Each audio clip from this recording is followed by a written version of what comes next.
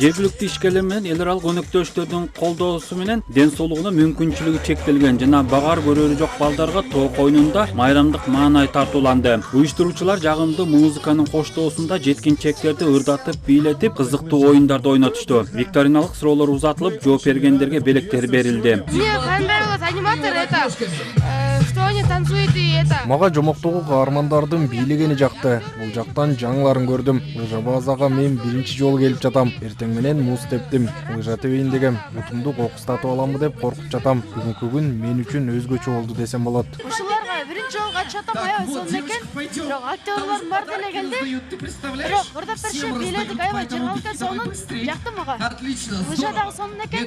Иш-чарага министрлер кабинетинин төрагасынын орун басары Эдил Байсалов дагы катышып, балдарды кубанычтуу күнү менен куттуктады. Ал өзгөчө балдарды мамлекет көңүл сыртында калтырбай, дайым колдоп турарын билдирсе, туризм департаменти салтка айланган саамалык жылда кышкы спорт сүйүүчүлөрү менен лыжа, сноубордчулардын катышуусунда өткөрүлүп келгенин белгилеп, быйылкысы атайын жашоонун оор кырдаалын башынан өткөрүп жаткан балдарга арналганын айтты. Бул жерде баареке мүмкүнчүлүгү чектелген деп айтамбы, же мүмкүнчүлүгү бир аз жогораак балдардын көңүлүн көтөрүш, баягындай жакшы маанай тартуулаш максатында 15-чи ирет бул салт катары өтүп жаткан фестиваль.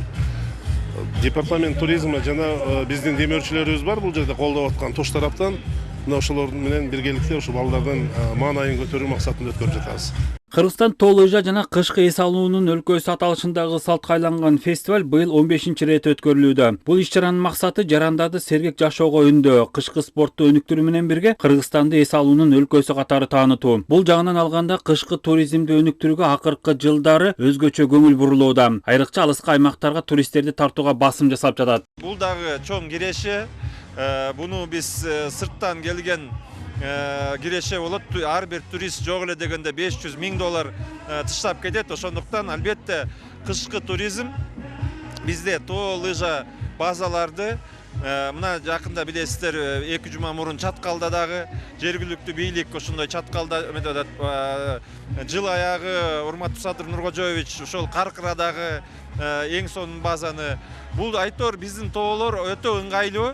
Климаттык мүмкүнчүлүгүн алып караганда өлкөдө кышкы туризмдин келечеги кең. Өзгөчө кышы узакка созулган аймактарда лыжа базаларын ачып, эс алуучуларды кабыл алууга өзгөчө шарттар бар. Дүйнөлүк илимпоздордун божомолунда климаттын өзгөрүшү менен жакынкы жылдары тоолуу өлкөлөргө агылган туристтердин саны көбөйөт. Бул мүмкүнчүлүктү пайдаланып ири кирешеге чыкса болот.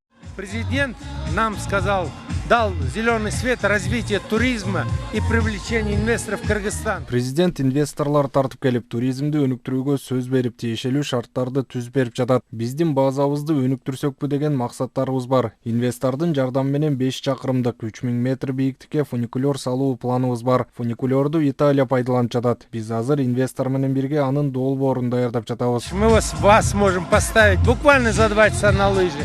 Өлкөдө 20дан ашык лыжа базалары бар, учурда алардын 12си гана иштейт. Дүйшөн Шаршембеков, Жакшылык Исаков, ЛТР Чүй облусу.